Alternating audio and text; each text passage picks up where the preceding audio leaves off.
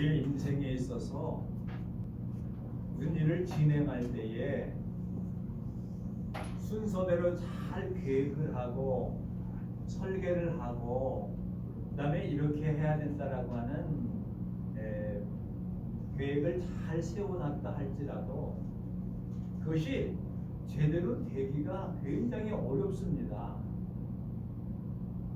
내 생각은 잘 될 것 같지만 여러 가지 난관에 부딪히는 일들이 종종 있습니다. 앞으로 일어날 일들에 대해서 확실하지 않습니다. 우리의 삶 인생도 그렇고 우리가 이 살아나가는 정치적 상황도 그렇고 이 세계 역사가 돌아가는 것도 그렇고 언제나 변수들이 많이 있습니다. 그렇기 때문에 우리는 늘 무슨 일을 할 때에 주저주저하고 불안해하고 걱정이 생기고 또한 그것이 이루어지지 않을 거라고 하는 그런 걱정 때문에 늘 근심하게 되어집니다. 그래서 어른들이 잠을 자고 깨서 잠이 안 온다. 저는 한 3시 정도에 깨면 잠이 안 와요. 아무리 잠을 자려고 해도 잠이 안 와요. 그렇게 얘기하시는 분들이 많이 있어요. 저는 그걸 이해를 할 수가 없었어요. 왜 그런가? 근데 엊그저께 이해가 되더라고요. 갑자기 한 3시 정도에 잠이 깼는데 잠이 안 오는 거예요. 그래서 왜 그런가 했더니 무슨 일에 대해서 자꾸만 생각하고 꼬리를 물고 자꾸만 생각을 하다 보니까 잠이 안 오는 거예요. 다 잊어버리고 그냥 잠은 되어지는데 그래서 어른들이 일찍 깨서 잠이 안 온다라고 그러시는구나. 이제 좀 이해가 가겠더라고요. 왜냐면 무슨 생각을 하면은 그 생각에서 꼬리를 물고 또 꼬리를 물고 걱정들을 자꾸만 하는 거예요. 자기 상상 속에서. 그래서 잠을 자야 되겠다. 양 100마리를 하면은 잠이 오겠지. 양 100마리, 99마리, 98마리 이렇게 해도 잠이 안 와요. 사람에게서는 걱정, 근심으로 가득 차 있어요. 이게. 그러면 어린 아이들은 걱정거리가 없을 거라고 생각합니까? 어린 아이들 우리 생각할 때 뭔 걱정거리가 있어? 엄마한테 달라 그러면 엄마가 이것저것 다 해주는데 걱정거리가 뭐 있어? 그러나 그 어린아이도 어린아이들 나름대로 근심과 걱정과 계획이 잘 안 되면 어떡할까라고 하는 것들이 가득 차 있습니다. 그래서 늘 이렇게 인생에 살아가는 난관이 있어요. 그것을 겪어 나가면은 한 단계 성장하는 거예요. 그래서 싸움도 자꾸만 싸워본 사람이 싸움을 잘해요. 싸움을 안 해본 사람들은요 겁이 생겨요. 그리고 흥분이 돼요. 이거 어떻게 얘기할까? 근데 많이 싸워본 사람들은 잘 싸워요.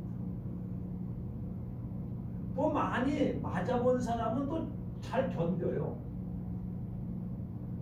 그래서 어렸을 때 어렵게 사신 분들은 조금 커서 좀 어려움을 당하더라도 아무렇지도 않아. 우리 옛날에 그렇게 살았는데 근데 문제는 뭐예요? 잘 사는 집안에서 어려움을 겪고 그럴 때 그때 굉장히 어려워해요. 왜? 옛날 생각하지 않습니까? 사람이라고 하는 것은 굴곡이 심해요. 어떤 신앙도 마찬가지입니다. 어떤 때는 신앙이 잘 나가다가 괜히 침체기가 있고 또 올라가고 침체기가 이런 과정을 겪게 되어집니다. 경제도 마찬가지라고 합니다.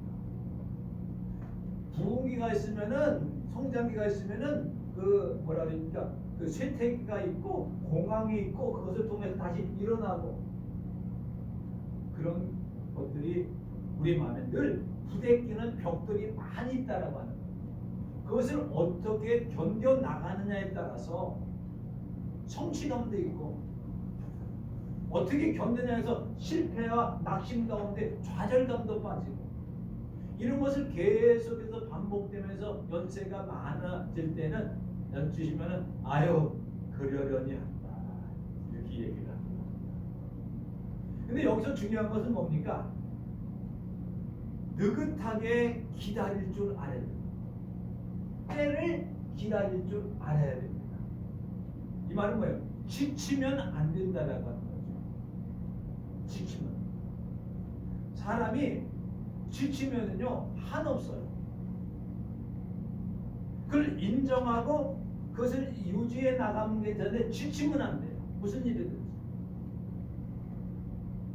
사업도 하다가 보면 잘 될 때가 있고 기울어질 때가 있고 어려울 때도 있지 않습니까?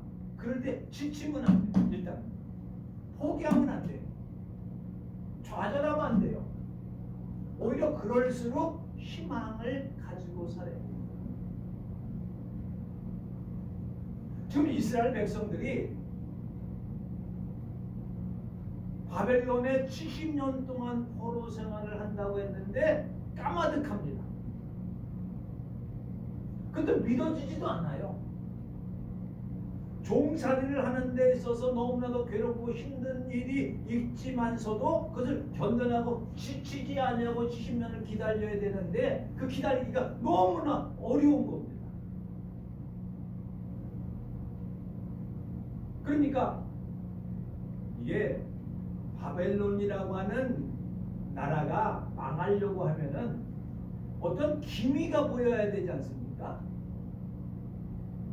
뭐 군사적으로 약해지던가 아니면 경제적으로 어려워지는가 내분이 일어난다든가 주위에 있는 큰 나라들이 더 생긴다든가 그런 기미가 하나도 없어요. 그러니까 사람들이 이스라엘 백성들이 지칩니다. 너무 힘들어요. 왜? 아니 뭔가 조금이라는 기미라는 말이 맞는 소리입니까? 그러한 징조가 있으면 괜찮은데 바벨론 나라는 더욱더 강성해집니다. 다른 나라를 거쳐보면 더 나라가 커집니다. 자체적으로는 무너질 기미가 보이지 않습니다. 그럴 때 어떻습니까? 이스라엘 백성들이 지쳐요. 이 생활을 언제까지 할까? 너무나 힘들다. 그래서 이제 지치기 시작합니다. 그럴 때에 하나님께서 이사야 선지자를 통하여서 오늘 본문에 있는 말씀을 통하여서 이스라엘 백성들에게 용기를 주시고 희망을 주시고 담대함을 허락하시고 그들에게 비전과 희망과 소망을 이사야 선지자를 통하여서 그들에게 말씀해 주십니다. 그게 오늘 본문의 말씀입니다. 이사야서 40장부터 계속해서 희망적이고 용기 있게 되어지고 담대해지고 늘 하나님께 바라는 소망을 가지고 살 수 있도록 이사야 선지자를 통하여서 이스라엘 백성들에게 외치게 되어집니다. 그러면서 오늘 본문의 말씀에 보면 이렇게 말씀합니다. 너희는 사랑스러운 나의 야곱들이다. 사랑스러운 야곱. 내가 친히 너를 뽑았다. 내가 모태에서부터 너를 만들고 낳았다. 내가 너를 도와줄 것이다. 걱정하지 마라. 근심하지 마라. 염려하지 말아라. 나는 알파와 오메가가 된다. 나는 처음과 끝이기 때문에 내가 시작하고 내가 결말도 맺고 내가 창조자고 너에게 앞으로 완성도 내가 할 것이다. 걱정거리 하나도 하지 말아라. 나만 믿어라. 나 외에 다른 신이 없다. 이런 말씀을 하시게 되어집니다. 그래서 오늘 본문 그 말씀을 통하여서 시간이 되는 데까지 하나님의 어떤 분이시고 하나님의 약속이 어떻고 하나님의 비전이 어떻고 하나님께서 예언한 말씀이 어떻고 그 말씀이 어떻게 이루어졌고 오늘까지 왔는가를 구약과 신약을 연결시켜가면서 그 나오는 하나님의 하나님의 믿는 하나님에 대한 대신관을 이사야가 본 대신관 그리고 우리가 본 하나님은 어떤 분식이 이렇게 말씀하시는가를 말씀을 드리려고 합니다. 첫 번째 보면은 이렇게 말씀하고 있어요. 우리가 힘들고 어렵고 좌절고 지치고 방향을 잘 알지 못해 이사야는 들으면서 내가 누구인지를 하나님께서 말씀하십니다. 하나님과의 이스라엘과의 관계를 말씀하고 있는 거죠. 첫 번째로 보면은 이렇게 말씀하고 있어요. 나는 이스라엘의 왕이다. 임금이다. 임금은 뭐예요? 통치하고 다스리고 주관하고 백성들로 하여금 부유와 부강과 승리를 이루어 나가게 하시는 것이 왕의 역할입니다. 이스라엘 백성들의 모든 책임은 왕이 집니다. 모든 어려움을 왕이 감당합니다. 그게 우리가 지난 시간에 하나님은 왕이시다라고 하는 말씀 중에서 말씀드렸습니다. 모든 책임과 주권과 실권과 영권과 모든 권한을 왕에다 갖고 있습니다. 그리고 참된 왕이 되겠죠. 그래서 진리의 왕, 구속의 왕, 평화의 왕입니다. 네가 편안하지 않느냐? 걱정하지 마. 내가 편안을 너에게 줄 거야. 이게 왕의 역할입니다. 왕은 백성들의 요구와 백성들의 삶을 풍요롭게 하는 것이 왕의 역할입니다. 왕을 왜 둡니까? 백성들이 외부로부터 침입을 받지 않도록 그들을 막아주고, 그 다음에 왕은 백성들을 보호해주고 백성들을 먹이고 백성들에게 기쁨을 주고 희망을 주고 소망을 주는 것이 왕의 역할입니다. 난 너희들이 왕이야. 너희들이 임금이야. 나는 모든 주권을 갖고 있어. 모든 실권을 갖고 있어. 모든 대권을 갖고 있어. 나는 모든 구속함을 갖고 있어. 너희들 다 살릴 거야. 이 백성들은 어떻습니까? 지쳤죠. 힘들죠. 걱정하지 마. 내가 너를 택했어. 그런데 내가 너를 낳았어. 근데 모태는 어머니 뱃속에 있을 때부터 너를 지어 내가 너를 도와줄 거야. 도와줄 거야. 그래서 우리는 하나님을 가리켜서 어떻게 해요? 나의 왕이십니다라고 고백한다는 거죠. 왕. 그 왕을 모시게 되어지면은 내 마음의 왕자에 주님께서 내 속에 계시면은, 이건 보통 신약에서는 뭐라고 표현하면 주님이라고 표현. 나의 주인이시다라고. 왕은 모든 백성들의 주인이에요. 내 속에 주님을 모시게 내 속에 하나님을 믿고 예수 그리스도를 모시게 되면은 그는 하나님의 백성이요 하나님의 다스림을 받는 하나님의 백성입니다. 그 다음에 뭐라 그러면 이스라엘의 구원자신 만군의 여호와다. 구원자라고 하는 뜻은 무엇입니까? 구원은 구원과 연관된 것은 생명입니다. 생명. 아무리 외부에서 생명을 빼앗으려고 해도 생명을 빼앗을 수 없도록 하나님께서 지켜주신다는 거죠. 그 물에 빠져서 허우적거리는 거 건져낸다는 거죠. 죄악에서 헤매는 것 건져낸다는 뜻이 구원이라고 하는 거죠. 여기서는 영적인 면과 육적인 면에서 영육간에 우리의 구원자 되시는 하나님, 성자 하나님 예수 그리스도께서 십자가를 통해 우리를 구원해 주셨지 않습니까? 대속해 주셨지 않습니까? 그러면서 또 이렇게 말씀하고 계세요. 나는 처음이요 마지막이다.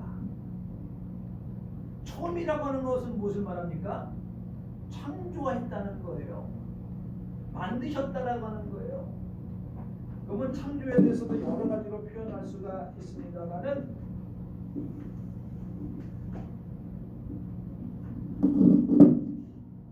창조했다, 주관했다, 만드셨다, 시작을 하셨다.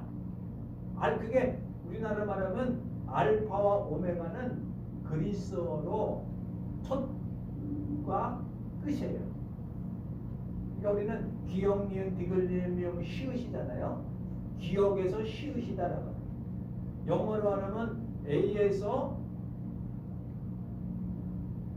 끝이 뭐죠? G신 거예요.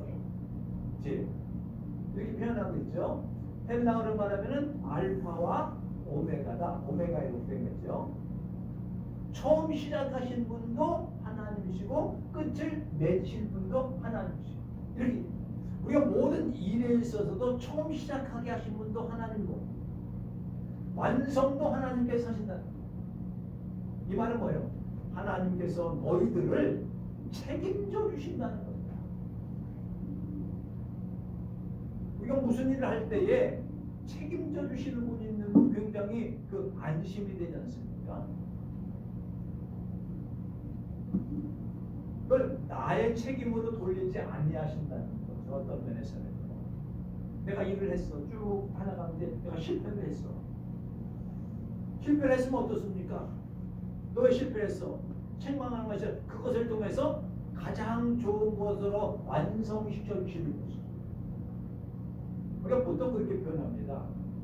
내가 한 것 같지만 하나님께서 함께 하셔서 하셨고, 내가 이것을 잘 이룬 것 같지만 하나님의 도와주셔서 이 일을 했다고 하는 것이 올바른 태도입니다. 내가 노력해서 돈 많이 벌어서 이렇게 사업에 성공했어, 이렇게 얘기하는 건 교만한 거예요. 의사 선생님 내가 기술이 좋아서 잘 고쳤어, 이렇게 얘기하지 않습니다. 예수님들 하나님께서 해주셔서 나를 통해서 당신을 이렇게 치유해 주셨습니다. 이것이 옳은 태도입니다. 그러니까 알파와 오메가 되신다라고 하는 그냥 단순히 그냥 하나님 처음 끝 이게 아니라 나의 삶 속에서 나를 이끌어 나시고 주장하시고 모든 과정, 시작부터 과정부터 설계부터 과정, 그 다음에 하나하나 단계를 위해서 완성될 때까지 하나님께서 우리를 간섭해 주신다라고 하는 의미도 있습니다. 간섭해 주신다는 것은 굉장히 좋은 일입니다.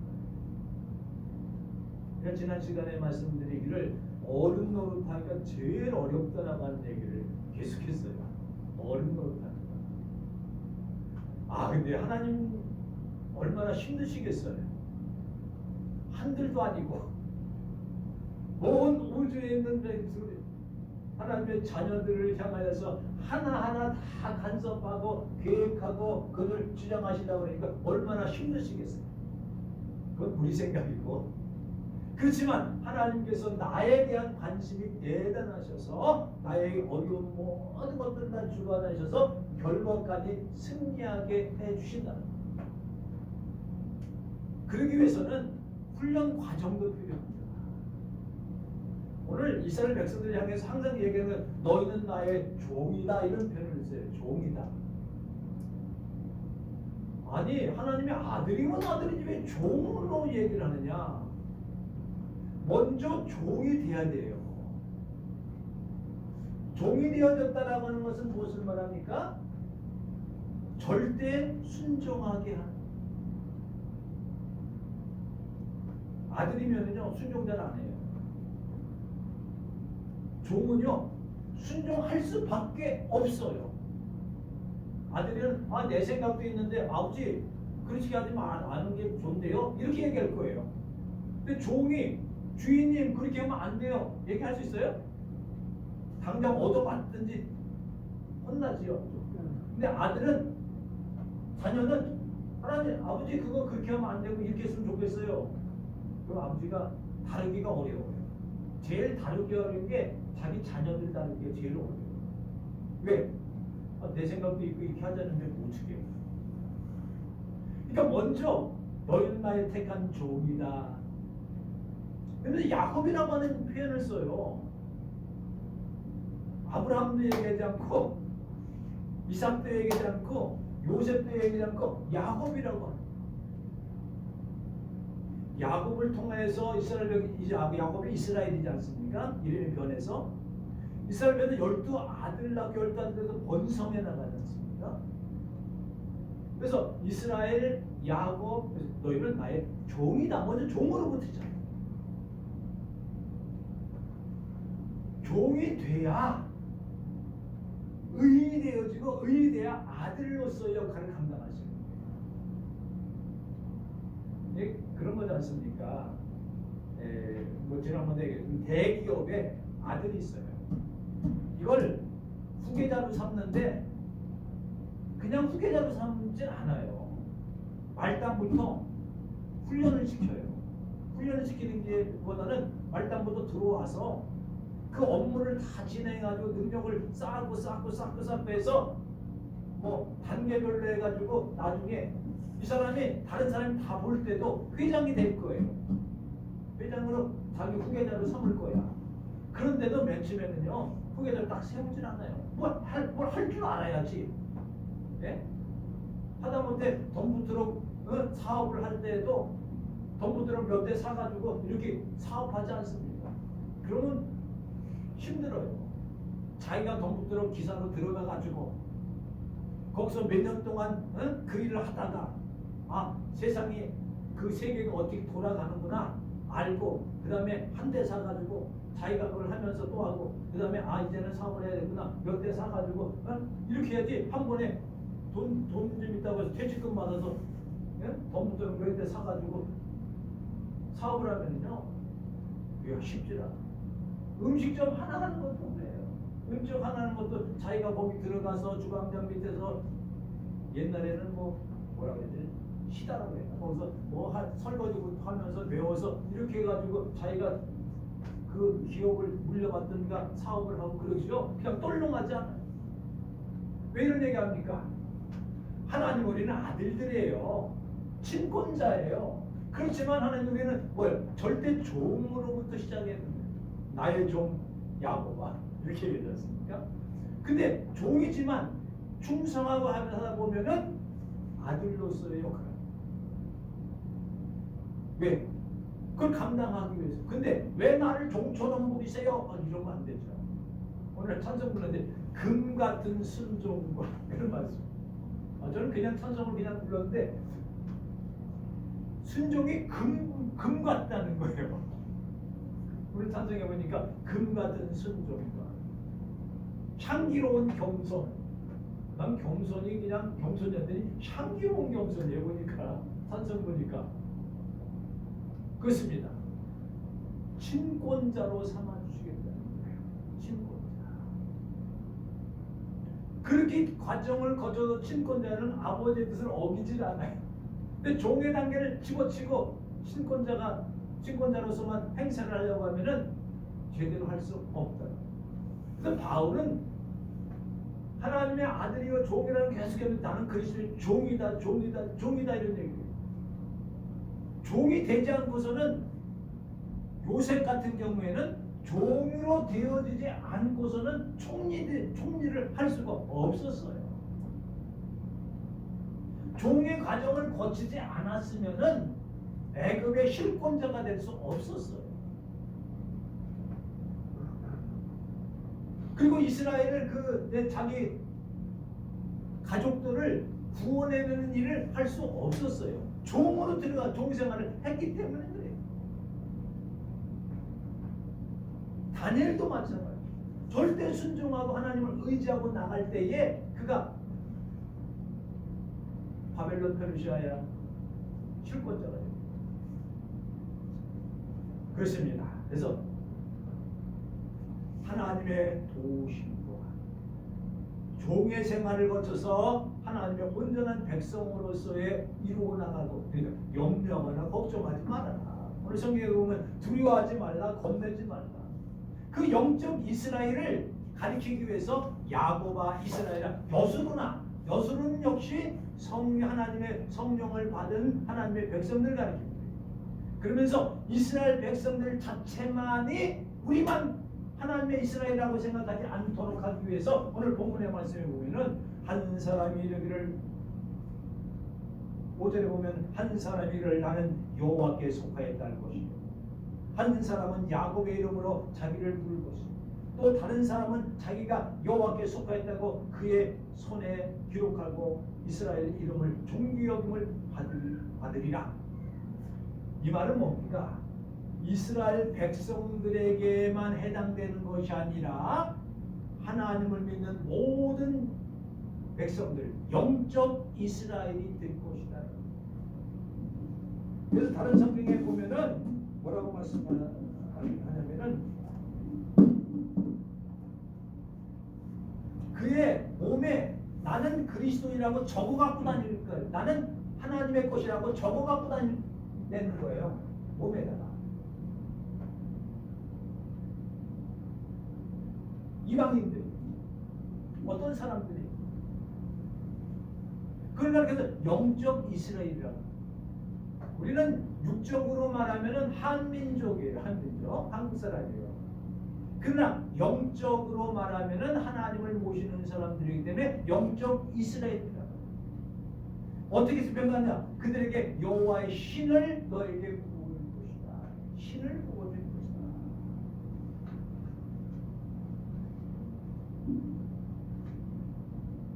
신을 부어준다라고 하는 것은 무엇입니까? 하나님의 영이 너희들과 함께할 것이다.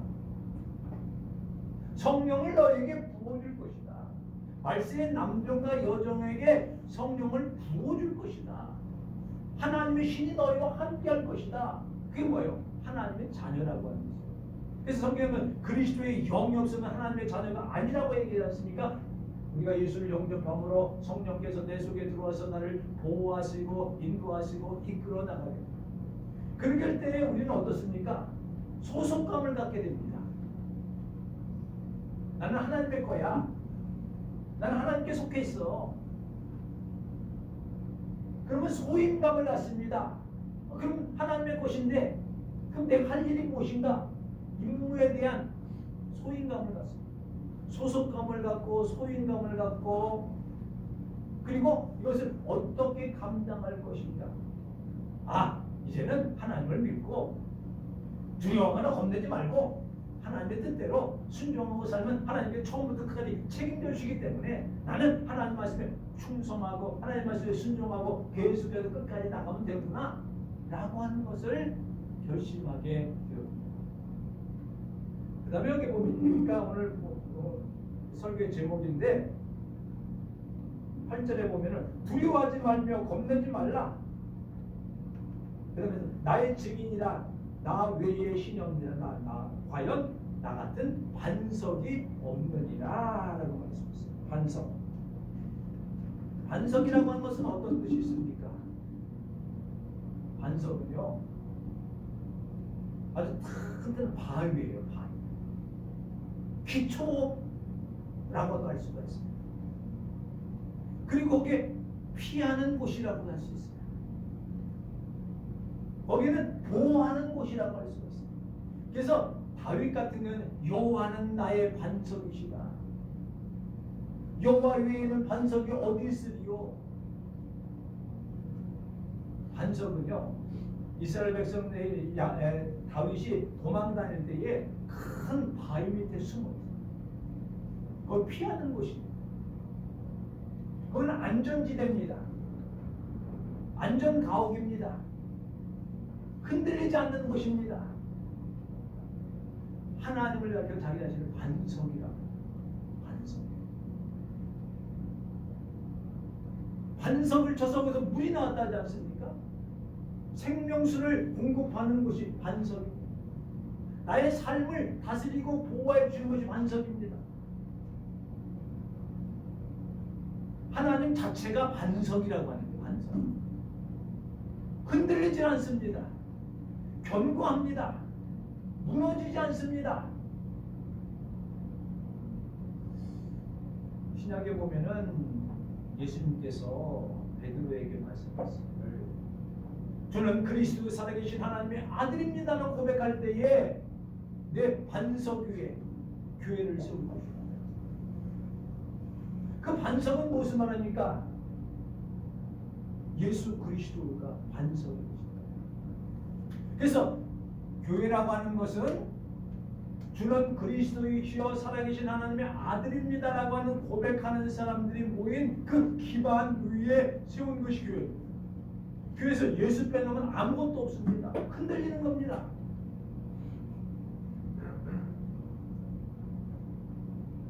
반석되시는 예수 그리스도는 너희들을 두려워하지 말고 놀라지 마라. 겁내지 말아라. 왜? 내가 너를 보호해 주겠다. 우리가 공익 제보자들에게 신청하는 것이 있습니다. 나는 공익 제보자로 신청해 주세요 라고 하면은 그것이 공익위원회에서 받아들여지면은 그를 보호해 줍니다. 외부 세력으로부터 신고를 했기 때문에 다른 사람들이 반대 사람들이 나를 해하게 될 것 두려움 때문에 요청을 하면은 신변 보호를 해주게 됩니다. 그래서 뭐 그를 따른 경호원들이 다니고 뭐 보호해주고 그러죠.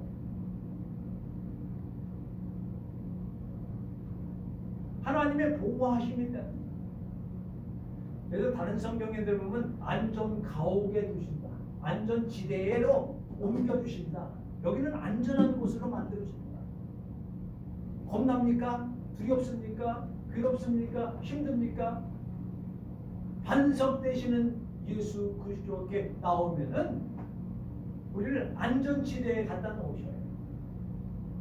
하나님이 보호하시는 곳이 안전지대입니다.